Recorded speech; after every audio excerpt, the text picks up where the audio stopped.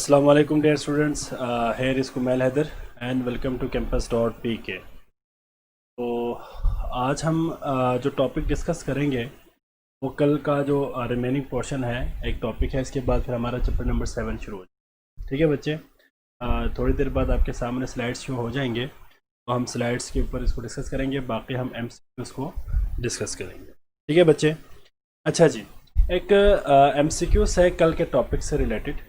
ठीक है बच्चे, वो ज़रा आपने मुझे बताना है कि वालेकुम सलाम बेटा, वालेकुम सलाम जी।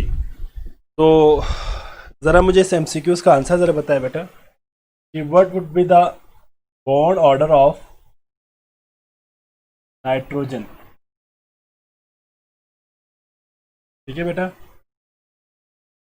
ए ऑप्शन है आपके पास 1 2 3 और 4।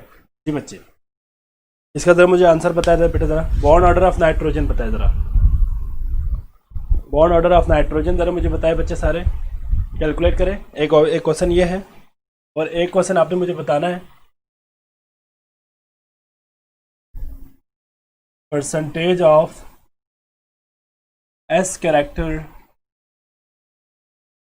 इन sp2 हाइब्रिडाइजेशन। ये दो MCQ से इम्पोर्टेंट पेपर के हवाले से। ठीक है बेटा, number 1 is 25%, B 33.3%, C 75%, D 50%। जी बच्चे, मुझे इसका आंसर ज़रा बताएं। इन दोनों MCQs का मुझे ज़रा आंसर बताएं। जी बच्चे,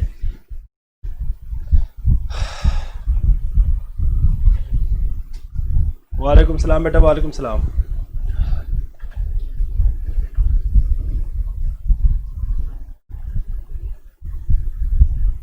जी बेटा, इन दोनों MCQs का आंसर पता है बेटा। Bond order of nitrogen formula है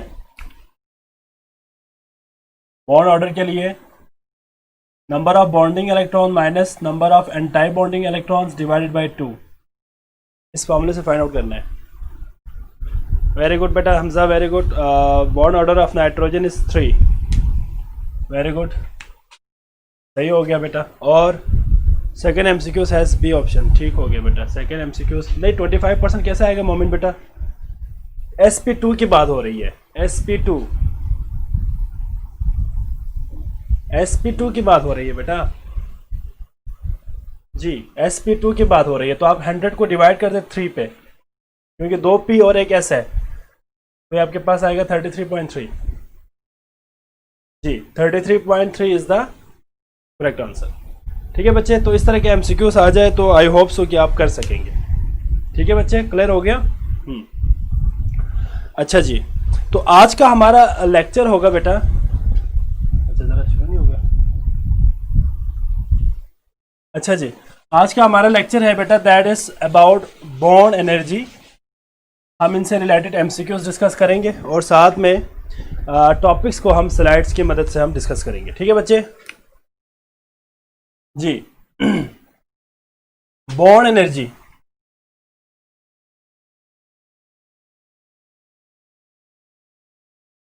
बॉन्ड एनर्जी क्या चीज है बेटा?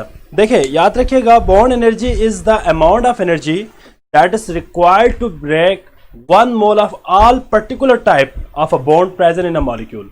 किसी भी एक मॉलिक्यूल के अंदर मौजूद तमाम के तमाम पर्टिकुलर टाइप बॉन्ड को तोड़ने के लिए जो हमें अमाउंट ऑफ एनर्जी रिक्वायर्ड होती है, that is known as bond energy. ठीक है बच्चे, मसलन आपके पास पर्टिकुलर टाइप में ये है कि फॉर एग्जांपल हमारे पास एक A है और एक B है, इन दोनों के दरमियान एक सिंगल बॉन्ड है, या हमारे पास एक A है B के साथ डबल बॉन्ड है, या एक A है B के साथ ट्रिपल बॉन्ड है। तो मतलब आपके पास सिंगल बॉन्ड हो या डबल बॉन्ड हो या ट्रिपल बॉन्ड हो, ठीक है बच्चे, इन बॉन्ड्स को ब्रेक करने के लिए जो हमें अमाउंट ऑफ एनर्जी रिक्वायर्ड होगी, that is to be known as bond energy. जरा साइज बड़ा नहीं हो सकता? अच्छा, यहां जरा थोड़ा सेव करें जरा। अच्छा जी, तो इसमें आपके पास मैंने स्लाइड आपके सामने शो कर दिया बेटा, ज़रा आप अपने सामने स्लाइड देख सकते हैं कि बॉन्ड एनर्जी क्या चीज़ है। ठीक है, और इसमें अच्छा जी, ठीक हो। ठीक है। अच्छा ज़रा ये स्क्रीन इस तरफ कर दो। अच्छा जी, जी बच्चे बिल्कुल ठीक है, अब नज़र आ रहा है, ठीक है। अच्छा जी, आप ज़रा देखें, आपके सामने स्क्रीन पे शो हो रहा है बेटा कि बॉन्ड एनर्जी क्या चीज़ है बेटा। It is average amount of energy required to break all bond of a particular type of a substance is called bond energy.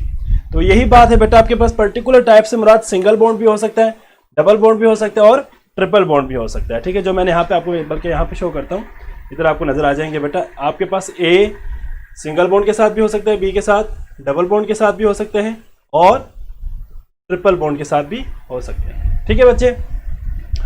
अब यहाँ पे आपके पास एक फैक्टर्स है या सॉरी यूनिट की अगर हम बात करें तो ऑब्वियसली हम किसी भी अमाउंट ऑफ एनर्जी को, बॉन्ड एनर्जी की अगर हम बात करें तो that would be kilo joule per mole. आपके पास कोई भी सब्सटेंस हो, एक मोल सब्सटेंस के लिए अगर हम बात करें तो वो किलो जूल पर मोल में हम एनर्जी को मेजर करेंगे। कुछ फैक्टर्स है, फैक्टर लाइक हमारे पास क्या क्या है बेटा इसके अंदर, जिसमें एक तो electronegativity difference of the bond atom, bonded atom है। मसलन आपके पास ए और बी है, ये ए, मैं यहाँ पे लिखता हूँ, ए और बी के दरमियान जो इलेक्ट्रोनेगेटिविटी का डिफरेंस अगर ज्यादा हो तो जाहिर बात इसके ऊपर पार्शियल पॉजिटिव चार्ज आएगा, इसके ऊपर पार्शियल नेगेटिव चार्ज आएगा। लेट एज्यूम हम कहते हैं कि भाई ए हमारे पास हाई इलेक्ट्रोनेगेटिव है और बी लो इलेक्ट्रोनेगेटिव है, तो इन दोनों के दरमियान अगर हम बात करते हैं तो ए के ऊपर पार्शियल क्या चार्ज आएगा, सॉरी पार्शियल पॉजिटिव चार्ज आएगा अगर ये लो इलेक्ट्रोनेगेटिव है तो, और ये हाई इलेक्ट्रोनेगेटिव है तो पार्शियल पॉजिटिव नेगेटिव आएगा।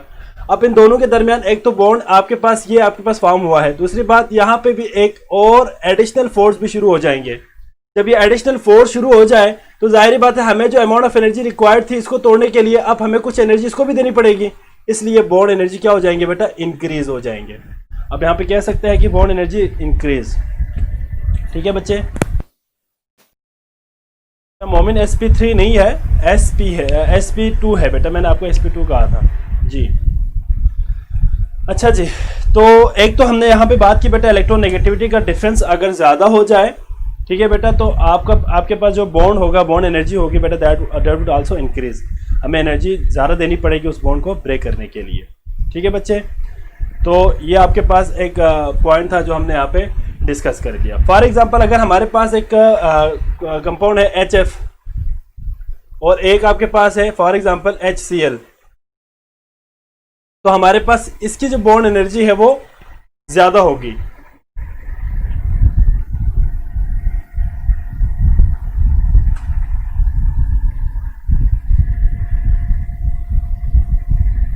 बेटा मैं स्लाइड, ये जो स्लाइड्स है ना ये मैं आपको प्रोवाइड कर दूंगा उस पर ड्राइव पे प्रोवाइड कर दूंगा बेटा, जैसे आप अभी लेक्चर पे फोकस करें, ठीक है।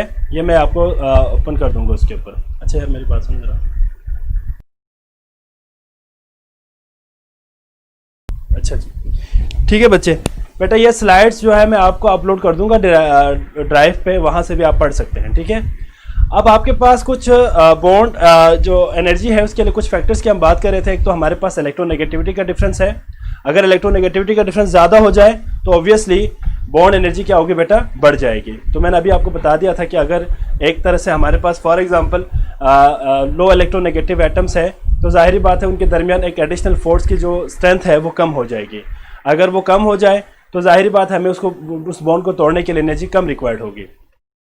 फोर्स तो लग रही है तो हमें कुछ कम फोर्स देनी पड़ेगी। नहीं बेटा ऐसी बात नहीं है ना बेटा, सही बात ये है, ज़रा आप यहाँ बोर्ड पे देखें, ज़रा मैं आपको ज़रा इसको समझाता हूँ, इधर देखें ज़रा। फॉर एग्जांपल ये देखें, लेट सपोज मैं यहाँ पे सपोज करता हूँ कि हाइड्रोजन है, आपको नजर आ रहा है बेटा ये हाइड्रोजन और फॉर एग्जांपल फ्लोरीन है।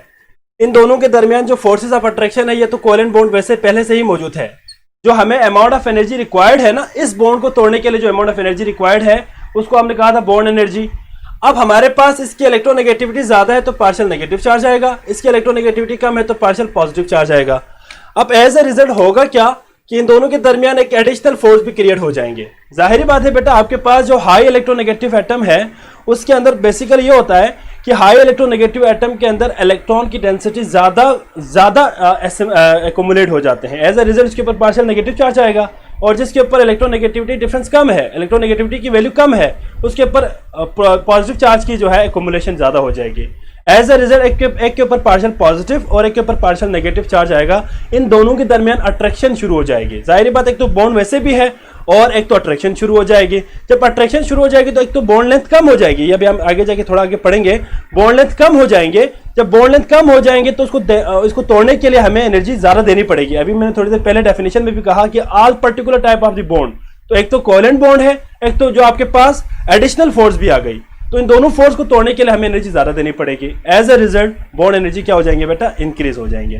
तो हम यहाँ पे कह सकते हैं, सिंपल वर्डिंग में हम कह सकते हैं, डेल्टा इलेक्ट्रोनेगेटिविटी अगर इंक्रीज हो जाए तो बॉन्ड एनर्जी भी क्या हो जाएगी बेटा, ऑब्वियसली इंक्रीज हो जाएगी। ठीक है बच्चे, यहां तक क्लियर हो गया बेटा? आपको ये नजर आ रहा है जो मैं इस कॉर्नर पे लिख रहा हूं, मैं कॉर्नर पे लिख रहा हूं, आपको नजर आ रहा है बेटा? जल्दी से बताएं बेटा मुझे, जो मैं कॉर्नर पे लिख रहा हूं आपको नजर आ रहा है? जी बच्चे, क्लियर हो गया बेटा? हाँ जी, अच्छा जी। इसके बाद आपके पास नेक्स्ट है size of the atom. Size of the atom की अगर हम बात करें तो ऑब्वियसली वही बात है फिर, अगर साइज स्मॉल हो जाए, साइज अगर स्मॉल है तो उनके दरमियान जो बॉन्ड बनेगा वो स्ट्रॉन्ग बनेगा। अगर साइज लार्ज हो तो उनके दरमियान रिपल्शन हो जाएंगे, इलेक्ट्रॉनिक क्लाउड्स की वजह से रिपल्शन कॉज हो जाएगी। एज अ रिजल्ट बॉन्ड की जो स्ट्रेंथ है वो कम हो जाएगी। तो हम यहाँ पे कह सकते हैं कि साइज, अगर हमारे पास size, atomic size, mean to say atomic size जो एटम है उसका साइज अगर इंक्रीज हो जाए तो बॉन्ड एनर्जी क्या हो जाएगी बेटा, कम हो जाएगी। तो ये बात भी आपने याद रखनी है कि साइज इंक्रीज होने से, एटॉमिक साइज इंक्रीज होने से बॉन्ड एनर्जी भी क्या हो जाएगी बेटा, कम हो जाएगी। इसके बाद आपके पास नेक्स्ट है बॉन्ड लेंथ। बॉन्ड लेंथ अभी हमने बात की थी बेटा, बॉन्ड लेंथ बेसिकली किसी भी कोवेलेंट बॉन्ड, आपके पास फॉर एग्जांपल एक कोवेलेंट बॉन्ड है, इसका जो डिस्टेंस होगा दो न्यूक्लियाई के दरमियान, दो एटम, मिसाल के तौर पर आपके पास दो एटम कोवेलेंट बॉन्ड बनाया हुआ है, तो दोनों एटम के दरमियान जाहिर बात है कोवेलेंट बॉन्ड है, तो एक न्यूक्लियाई का दूसरे न्यूक्लियाई तक जो आपके पास डिस्टेंस होगा, एक एटम के न्यूक्लियाई से दूसरे एटम के न्यूक्लियाई तक जो डिस्टेंस होगा, that is the bond length. अगर हमारे पास बॉन्ड लेंथ ज्यादा हो जाए तो इसमें भी ऑब्वियसली जब बॉन्ड लेंथ ज्यादा हो जाए तो ऑब्वियसली क्या हो जाएगी बेटा, बॉन्ड वीक हो जाएंगे, तो हमें एनर्जी कम देनी पड़ेगी।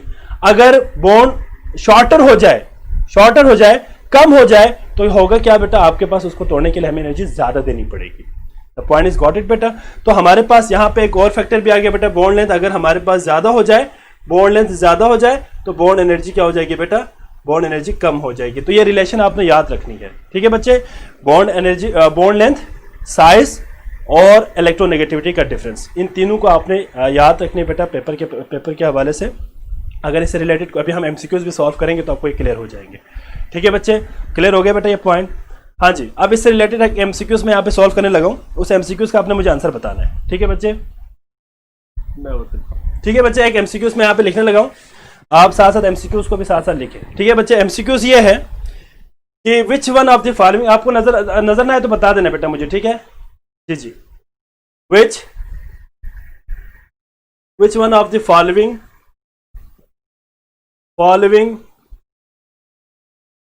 molecule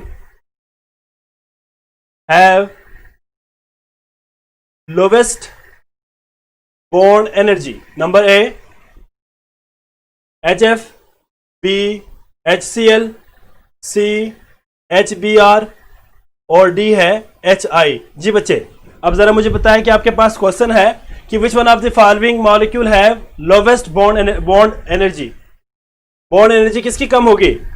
hydrofluoric acid, hydrochloric acid, hydrobromic acid या आयोडिक एसिड। जी, अब आपके पास चार ऑप्शंस है, जरा बताएं किसकी बॉन्ड एनर्जी कम होगी। मैंने सवाल किया है बॉन्ड एनर्जी किसकी कम होगी। जी बच्चे, जरा इन फैक्टर्स को जरा रिकॉल करो, फैक्टर्स को रिकॉल करने के बाद मुझे बता दें कि भाई इनमें से किसकी एनर्जी सबसे कम होगी। जल्दी से बताएं बेटा मुझे एमसीक्यू, इसके बाद हम आगे मूव करना है। जी बच्चे, जी बेटा बता बेटा, अरबास, फरवा, वहाब, शिफा, हुज़ैफा। जी बच्चे, हमजा, वजाहत। जी बेटा जल्दी से बताएं मुझे, जल्दी बताएं बेटा, डू फास्ट बेटा, रिस्पॉन्स दे देना मुझे जल्दी से। इनमें से सबसे कम बॉन्ड एनर्जी किसकी होगी? वेरी गुड, हाइड्रोजन आयोडाइड की। क्यों आपने हाइड्रोजन आयोडाइड को सिलेक्ट किया बेटा? इसलिए हाइड्रोजन आयोडाइड को सिलेक्ट किया क्योंकि आयोडीन का साइज तो वैसे भी ज्यादा है। अभी हमने थोड़ी देर पहले बात की थी कि जब साइज ज्यादा हो जाए तो बॉन्ड एनर्जी कम हो जाएगी। इलेक्ट्रोनेगेटिविटी के हवाले से भी देखें तो आयोडीन आपके पास लो इलेक्ट्रोनेगेटिव है as compare to fluorine, chlorine, bromine, तो option is D. Very good, ठीक है बच्चे। इसके बाद नेक्स्ट आपके पास इसी में उन्होंने टॉपिक दिया हुआ दैट इज बॉन्ड लेंथ। जी बेटा ठीक हो गया उस्मान बेटा, very good. Haider very good बेटा, वजह ठीक हो गया। अब आपके पास नेक्स्ट है बेटा दैट इज बॉन्ड लेंथ, क्या चीज है।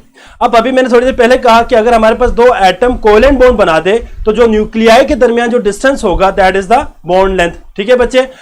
अब एमसीक्यूज के हवाले से याद रखनी है बेटा कि जो बॉन्ड लेंथ को मेजर करने के लिए हमारे पास कौन कौन सा इंस्ट्रूमेंट है बेटा, तो उसमें एक हमारे पास है इलेक्ट्रॉन डायफ्रैक्शन, ठीक है। एक टेक्निक का नाम क्या है बेटा, electron diffraction. Second is the X-ray, ये आपके पास रे लिखा हुआ है, एक्सरे है basically, X-ray diffraction, X-ray diffraction और स्पेक्ट्रल स्टडीज। स्पेक्ट्रल स्टडीज जी बेटा मेरे पास कमेंट लेट आ रहा है शायद, पता नहीं क्या है, बाहर जो भी हो, ठीक है। जरा आप जरा आगे लेक्चर को जरा सुने बेटा। तो वो टेक्निक्स जिनकी मदद से हम बॉन्ड लेंथ को फाइंड कर सकते हैं बेटा, दीज आर, क्या क्या है बेटा आपके पास।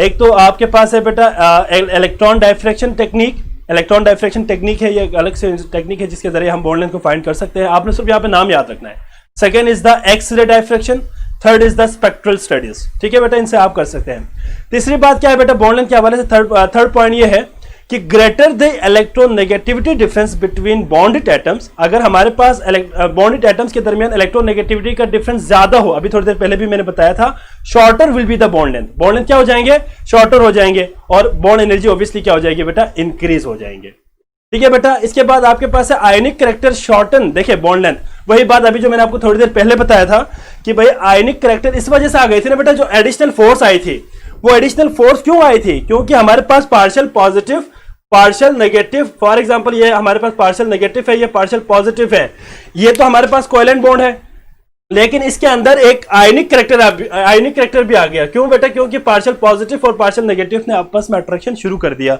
जब आपस में अट्रैक्शन शुरू करेंगे तो जाहिर बात है बेटा, जी बेटा कोवेलेंट बॉन्ड की कोवेलेंट की होगी बेटा, ऑब्वियसली बॉन्ड लेंथ हमेशा कोवेलेंट की होती है। कोवेलेंट की हम उसको ही हम इसमें कंसिडर करते हैं, आयनिक की नहीं करते। आयनिक में जो आपको पता है नॉन डायरेक्शनल फोर्स होती है, इसमें यूनिडायरेक्शनल फोर्स होती है। अच्छा जी, मैं बता रहा था बेटा कि आयनिक कैरेक्टर इंक्रीज होने से बॉन्ड लेंथ कम हो जाएगी बेटा। जब बॉन्ड लेंथ कम हो जाए तो आपके पास बॉन्ड एनर्जी इंक्रीज हो जाएगी। तो ये बेटा आपने रिलेशन याद रखनी है कि अगर आयनिक कैरेक्टर इसको कहते हैं, ये एडिशनल फोर्स को आयनिक कैरेक्टर कहते हैं। तो आयनिक कैरेक्टर आ जाए किसी भी मॉलिक्यूल के अंदर तो एक एडिशनल फोर्सेस ऑफ अट्रैक्शन भी शुरू हो जाएंगे। एज ए रिजल्ट ये जो बॉन्ड लेंथ है वो कम हो जाएगी। जब बॉन्ड लेंथ कम हो जाए तो हमें इसको तोड़ने के लिए एनर्जी ज्यादा देनी पड़ेगी। क्लियर हो गया बेटा पॉइंट। अच्छा जी, इसके बाद involvement of the pi bond reduce the bond length. Obviously बेटा जाहिर बात है आपके पास, ये तो सिंपल बात है ना बेटा। अगर हम बात करते हैं ए और बी के दरमियान सिंगल बॉन्ड की, तो इसके दरमियान जो बॉन्ड लेंथ है वो ऑब्वियसली आपके पास ज्यादा होगा as compare to a double bond B और ए ट्रिपल बॉन्ड बी। अगर हम कार्बन टू कार्बन की बात करते हैं बेटा, carbon to carbon single bond, इसकी बॉन्ड लेंथ होती है 154 पिकोमीटर, 154 पिकोमीटर। और अगर carbon to carbon double bond की बात करें तकरीबन 134 पिकोमीटर होते बेटा। और carbon to carbon triple bond की बात करें 120 पिकोमीटर अबाउट इसकी जो है बॉन्ड लेंथ होती है।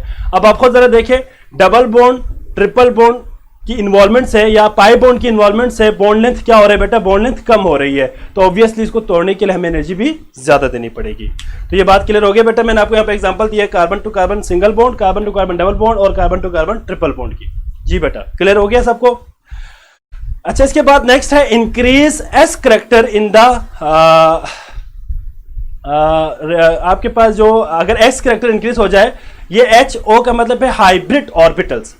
ये एच ओ मैंने एब्रीवेटेड फॉर्म में लिखा हुआ है, हाइब्रिड ऑर्बिटल्स। हाइब्रिडाइजेशन की हमने कल बात की थी ना बेटा। अगर हाइब्रिड ऑर्बिटल्स के अंदर एस कैरेक्टर इंक्रीज हो जाए तो शॉर्ट हो जाएंगे बेटा बॉन्ड लेंथ कम हो जाएंगे। क्यों? क्योंकि एस कैरेक्टर हमें पता है कि एस ऑर्बिटल न्यूक्लियस के करीब होते हैं। जब न्यूक्लियस के करीब हो तो अट्रैक्शन ज्यादा होगी ना बेटा। जब अट्रैक्शन ज्यादा होगी तो बॉन्ड लेंथ क्या हो जाएंगे, कम हो जाएंगे। अच्छा, इसके बाद उन्होंने ट्रेंड दिया हुआ है, एक तो पीरियड के अंदर और एक आपके पास ग्रुप के अंदर। पीरियड के अंदर ऑब्वियसली बॉन्ड लेंथ हमारे पास डिक्रीज हो जाएंगे क्योंकि इफेक्टिव न्यूक्लियर चार्ज इंक्रीज हो जाती है बेटा। ठीक है, साइज वही रहते हैं, size of the atom remain the same, while जो इफेक्टिव न्यूक्लियर चार्ज है वो इंक्रीज हो जाता है। As a result bond length क्या हो जाएंगे, डिक्रीज हो जाएंगे। ग्रुप में अगर हम देखें तो बॉन्ड लेंथ इंक्रीज हो जाएगी। क्यों बेटा इंक्रीज हो जाएगी? क्योंकि एटॉमिक साइज भी इंक्रीज हो रहा है। ठीक है बेटा, क्लियर हो गया सबको। इसके बाद नेक्स्ट स्लाइड है बेटा। अच्छा जी, इसमें आपके पास एमसीक्यूज के हवाले से कुछ पॉइंट्स यहाँ पे दिया हुआ बेटा, इन पॉइंट्स को आपने अच्छी तरह याद रखनी है, ठीक है बेटा। ये आपके सामने स्लाइड्स पे मैंने शो किया हुआ है। ये कुछ एमसीक्यूज है, कुछ कंपाउंड्स के लिए उन्होंने दिया हुआ है, बोरॉन ट्राइफ्लोराइड के लिए दिया हुआ है, इसके बाद बेरिलियम ट्राइक्लोराइड के लिए दिया हुआ है। इसमें आपके पास एक तो बॉन्ड उन्होंने दिया हुआ है, कौन कौन से बॉन्ड होंगे, सिंगल बॉन्ड है, डबल बॉन्ड है, ट्रिपल बॉन्ड है, और साथ में उन्होंने बॉन्ड लेंथ की वैल्यूज दिया हुआ है। इसमें से जो आपने याद रखनी है बेटा पेपर के हवाले से, that is very important point paper के हवाले से है बेटा। एक तो आपने carbon to carbon triple bond को याद रखना है, carbon to carbon double bond को याद रखना है, और carbon to carbon single bond को याद रखना है, ठीक है बच्चे। बाकी आपको यहाँ पे उन्होंने हाइब्रिडाइजेशन भी दिया हुआ है, एक बहुत इंपॉर्टेंट हाइब्रिड, उसमें ये भी है बेटा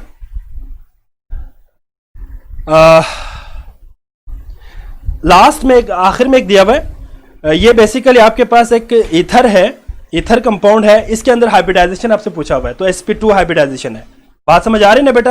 मैंने आपको कल भी कहा था कि जिन मॉलिक्यूल में सिंगल बॉन्ड हो उसमें sp3 है, डबल बॉन्ड हो तो sp2, और ट्रिपल बॉन्ड हो तो sp हाइब्रिडाइजेशन होगी, ठीक है बच्चे। नेक्स्ट आपके पास आ जाएगा स्लाइड बेटा,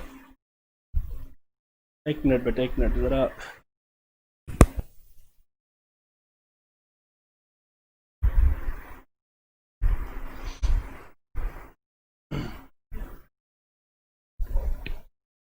इधर भी कर देना, नहीं आ रहा।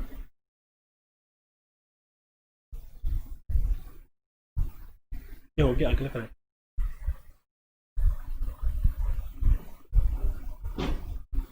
जी नेक्स्ट आपके पास आ रहा है बेटा, that is some applications of bond energy, ठीक है। एप्लीकेशन आपके पास है बॉन्ड एनर्जी के हवाले से। तो इसमें आपके पास एक तो हमें relative strength of the bond के हवाले से इंफॉर्मेशन मिलेगी बेटा। अभी हमने थोड़ी देर पहले बात की थी कि रिलेटिव स्ट्रेंथ के बाद हम करेंगे कि एक बॉन्ड आपके पास हाउ मच स्ट्रॉन्गर और weaker depends upon the factors like electronegativity difference की हमने बात की, बॉन्ड लेंथ की हमने बात की, इसके अलावा हमने साइज ऑफ द एटम्स की बात की। Percentage ionic character in the bond, वो भी हमें पता चलेगा बेटा, किसी भी आयनिक कंपाउंड के अंदर किसी भी कंपाउंड के अंदर आयनिक बॉन्ड की कितनी परसेंटेज के अंदर मौजूद है। Estimation of delta H, delta H means enthalpy change, ठीक है बेटा। यहाँ पे डेल्टा एच क्या है, delta H is the enthalpy change, enthalpy change के हवाले से हमें इंफॉर्मेशन मिलेगी, ठीक है बच्चे। तो इन पॉइंट्स को आपने अच्छी तरह मेमोराइज करना है बेटा, ताकि आपको पेपर के हवाले से कोई प्रॉब्लम इसमें ना आए। अभी हम एमसीक्यूज भी डिस्कस करेंगे इससे रिलेटेड। जी बेटा, कार्बन टू कार्बन नहीं बेटा, यार देखो बेटा, आप लोग क्या सोच रहे हैं बेटा। मैंने आपको ये कहा था कि हमने जब कल हमने जो एग्जांपल्स दिया था ना, उस एग्जांपल में सिर्फ और सिर्फ हमने वो कंपाउंड दिया था जिसमें सेंट्रल एटम कार्बन था। अब हमारे पास फॉर एग्जांपल बोरॉन ट्राइफ्लोराइड है, BF3, उसके अंदर कार्बन है ही नहीं, तो बेटा कार्बन उसके अंदर है ही नहीं, तो हाइब्रिडाइजेशन किसकी होगी? जाहिर बात है सेंट्रल एटम की होगी, बोरॉन और फ्लोरीन के दरमियान। तो मैंने आपको एग्जांपल दिया था कल, जो मैंने यहाँ पे ऑर्गेनिक कंपाउंड के एग्जांपल्स दिया था, इथीन का, इथाइन का, कुछ एग्जांपल्स दिया था, तो उसमें मैंने कहा था कार्बन टू कार्बन होगी। इसके अलावा वाटर के अंदर भी तो हाइब्रिडाइजेशन है, sp2 हाइब्रिडाइजेशन होती है वाटर के अंदर, अमोनिया के अंदर हाइब्रिडाइजेशन होती है बेटा, हाइड्रोजन सल्फाइड के अंदर हाइब्रिडाइजेशन होती है, तमाम मॉलिक्यूल्स के अंदर हाइब्रिडाइजेशन होती है। लेकिन जो हाइब्रिडाइजेशन होगी बेसिकली वो सेंट्रल एटम्स के होंगे, सेंट्रल एटम्स के अपने ही ऑर्बिटल्स के दरमियान हाइब्रिडाइजेशन होगी। अब इसी में आप देखें ना, यहाँ पे हमारे पास कार्बन टू कार्बन के एग्जांपल्स भी दिया हुआ है, और साथ में उन्होंने हमें यहाँ पे सिलिकॉन का भी दिया हुआ है, बोरॉन ट्राइफ्लोराइड का दिया हुआ है, बेरिलियम ट्राइक्लोराइड का भी दिया हुआ है। ये सारी जो एग्जांपल है वो सेंट्रल एटम के अकॉर्डिंग होगी, ठीक है फरवा बेटा। बात क्लियर हो गई बेटा आपको कि हाइब्रिडाइजेशन हमेशा सेंट्रल एटम्स में होंगे, सेंट्रल एटम्स के अपने ही ऑर्बिटल्स के दरमियान हाइब्रिडाइजेशन होगी, और दूसरे एटम्स के साथ वो ओवरलैपिंग करके बॉन्ड बनाएंगे। तो यहाँ पे जब सेंट्रल एटम कार्बन हो तो हम कार्बन टू कार्बन की बात करेंगे, अगर हमारे पास सेंट्रल एटम सल्फर हो तो सल्फर की हम बात करेंगे, ठीक है बेटा। ये कल हमने जो एग्जांपल दिया था वो बेसिकली मैंने कार्बन टू कार्बन का दिया था, इसलिए आपको जरा ये कंफ्यूज हो रहा है। वाटर के अंदर भी तो हाइब्रिडाइजेशन होती है बेटा, ठीक हो गया बच्चे। नेक्स्ट आपके पास आता है बेटा डायपोल मोमेंट। डायपोल मोमेंट में बेटा आपने यहाँ पे एमसीक्यूज के हवाले जो बात याद रखनी है वो मैं आपको बता देता हूँ बेटा। इसमें क्या है बेटा, dipole moment is the product of the electric charge and the distance between the positive and negative centre. आपके पास फॉर एग्जांपल यहाँ पे मैं इसमें लिख लेता हूँ बेटा जरा। फॉर एग्जांपल यहाँ पे आपके पास एक पॉजिटिव सेंटर है और एक नेगेटिव सेंटर है, ठीक है बच्चे। अगर हमारे पास जो पॉजिटिव और नेगेटिव की अगर हम बात करें दो एटम्स के दरमियान, तो ये क्या होगा बेटा, इसको हम डायपोल मोमेंट को म्यू से रिप्रेजेंट करते हैं। ये यू नहीं है, म्यू है। म्यू इज इक्वल टू क्या होगा बेटा, product of charge and distance, इन दोनों चार्ज के जो डिस्टेंस, चार्ज की जो प्रोडक्ट है और इनके दरमियान जो डिस्टेंस होगा बेटा, इन दोनों के प्रोडक्ट के बराबर होगा। ठीक है बच्चे, और याद रखिएगा कि डायपोल मोमेंट, जो आपके पास डायपोल मोमेंट है वो एक वेक्टर क्वांटिटी है। वेक्टर क्वांटिटी से मुराद ये है कि इसकी स्पेसिफिक डायरेक्शन होगी, मैग्नीट्यूड होगी और डायरेक्शन भी होती है। ठीक है बच्चे, और मैथमेटिकली आपके पास इसको हम रिप्रेजेंट करते हैं बाई, इससे बेटा represented by mu is equal to Q multiply by R. ठीक है बच्चे, इसके बाद नेक्स्ट आपके पास आएगा बेटा, एक मिनट जरा, ये मुझे स्लाइड आगे क्यों नहीं जा रहा।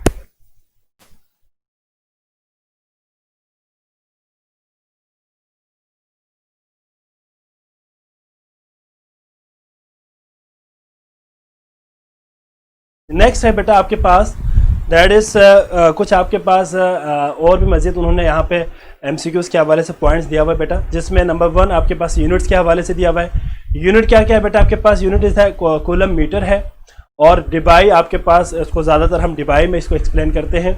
और बेटा यहाँ पे एक एमसीक्यूज है, 1 debye will be equal to 3.336 multiply ten power -30 coulomb metre, -30 coulomb metre. बेटा ये एक एमसीक्यूज है, बहुत इंपॉर्टेंट एमसीक्यूज है, अक्सर पेपर में आता है ये। ठीक है बच्चे, एक डिबाई, अगर आप एक डिबाई को कूलम मीटर में लेके जाना चाहे तो आपको क्या करना पड़ेगा बेटा, 3.336 multiply ten power -30 coulomb metre से मल्टीप्लाई करना पड़ेगा। ठीक है बच्चे, इसके बाद एप्लीकेशन है परसेंटेज आयोनिक करैक्टर के लिए हम इसको इस्तेमाल करते हैं। परसेंटेज आयोनिक करैक्टर निकालने के लिए आपको फार्मूला याद होना चाहिए बेटा, that is percentage ionic character will be equal to mu ionic divided by mu observe multiply by 100। इस फार्मूले से हम फाइंड आउट करते हैं। ठीक है बच्चे, तो आपने इसको भी याद रखनी है। ठीक है बच्चे, लो इधर बैठ जाओ।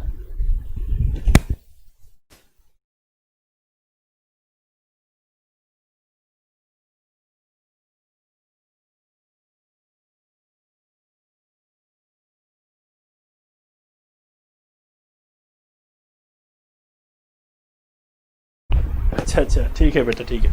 अच्छा सॉरी, इसमें आपके पास एक टेबल दिया हुआ है।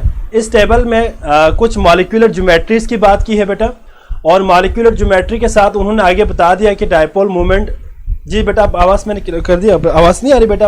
आवाज़ तो आ रही है। जी जी, अब क्लियर हो गया है। जी जी बेटा। अच्छा, तो आपके पास एक टेबल है बेटा, आपके स्क्रीन पे शो हो रहा है। इस टेबल में अगर आप ज़रा गौर से देखें तो आपके पास कुछ मॉलिक्यूलर ज्योमेट्रीज गिवन है, और साथ में उन्होंने यहाँ पे शो किया कि डायपोल मूवमेंट है या नहीं है, जीरो है या नहीं है। इसके लिए आपके पास कुछ जिस तरह हमने लास्ट टाइम वेस्पर थ्योरी के अंदर AB2 type, AB3 type, AB4 type molecules को डिस्कस किया था, इस तरह के मॉलिक्यूल्स के कुछ उन्होंने ज्योमेट्री यहाँ पे दिया हुआ है। तो ये आपने एमसीक्यूज के हवाले से याद रखनी है बेटा। खास तौर पे आपने जो एमसीक्यूज के लिए याद रखनी है बेटा, that is AB4 type molecule, जिसमें टेट्राहेड्रल ज्योमेट्री की बात की है। जो टेट्राहेड्रल ज्योमेट्री होती है बेटा, उनकी हमेशा डायपोल मोमेंट जीरो होती है, ये बात आपने याद रखनी है। ठीक है बच्चे, और इसके अलावा लीनियर मॉलिक्यूल्स है, उनमें कैन भी नॉन जीरो भी हो सकते हैं और जीरो नहीं भी हो सकते। यहाँ पे मैंने एक एग्जांपल आपको दिया है कि एमसीक्यूज के लिए कि the molecule which have zero dipole moment, इनमें से वो बता दे कि मुझे कि किस मॉलिक्यूल की डायपोल मोमेंट जीरो है। एग्जांपल आपके पास है वाटर, ऑप्शन है water, carbon dioxide, carbon monoxide या ऑल। तो बेटा याद रखिएगा, डायपोल मूवमेंट कार्बन डाइऑक्साइड की जीरो होती है। ठीक है बेटा, कार्बन डाइऑक्साइड की जीरो क्यों होती है बेटा? क्योंकि कार्बन डबल बॉन्ड ऑक्सीजन, अगर आप जरा देखें तो यहाँ पे पार्शियल नेगेटिव चार्ज, यहाँ पे पार्शियल पॉजिटिव, पार्शियल नेगेटिव, इसकी डायरेक्शन हमेशा पॉजिटिव से नेगेटिव की तरफ होती है बेटा। तो ये एक दूसरे के इफेक्ट को कैंसिल करेंगे, overall mu is equal to zero. ठीक है बच्चे, तो मेरा ख्याल है यहाँ पे किसी बच्चे को कोई प्रॉब्लम नहीं है। तो बेटा इसके अंदर आपने ये जो टेबल दिया हुआ है, इस टेबल को आपने अच्छी तरह जरा देखें जरा टेबल को। तो अगर हमारे पास लीनियर शेप हो तो जीरो हमारे पास डायपोल मोमेंट होगी बेटा, और अगर ट्राइगोनल प्लेनर हो तब भी जीरो होगी, ट्राइगोनल पिरामिडल हो तो जीरो नहीं हो सकती बेटा, और अगर टी शेप मॉलिक्यूल्स हो तो भी आपके पास जीरो नहीं होंगे। ठीक है बच्चे, तो एक मिनट यार। ठीक है बच्चे, क्लियर हो गया सबको? इसमें किसी बच्चे को कोई प्रॉब्लम है तो बता सकते हैं बेटा जी। यहां तक किसी बच्चे को कोई प्रॉब्लम है तो वो डिस्कस कर सकते हैं बेटा। नेक्स्ट हम लेक्चर में चैप्टर 7 को शुरू करेंगे, इलेक्ट्रो थर्मोकेमिस्ट्री। ठीक ठीक है बेटा, तो वहाँ से आगे हम नेक्स्ट लेक्चर में स्टार्ट करेंगे। ठीक है बच्चे, तो यहाँ पे हम आज अभी इस लेक्चर में स्टॉप कर लेते हैं बेटा, क्योंकि ज़रा स्लाइड्स ओपन होने में ज़रा टाइम लग गया। ठीक है बच्चे, तो बाकी इंशाल्लाह बेटा नेक्स्ट लेक्चर में फिर मुलाकात होगी। और बेटा इस लेक्चर के हवाले से रिव्यूज़ लाजमी दे दे बेटा, ठीक है, क्योंकि आज हमने एक न्यू वे में जो है क्लास ली है।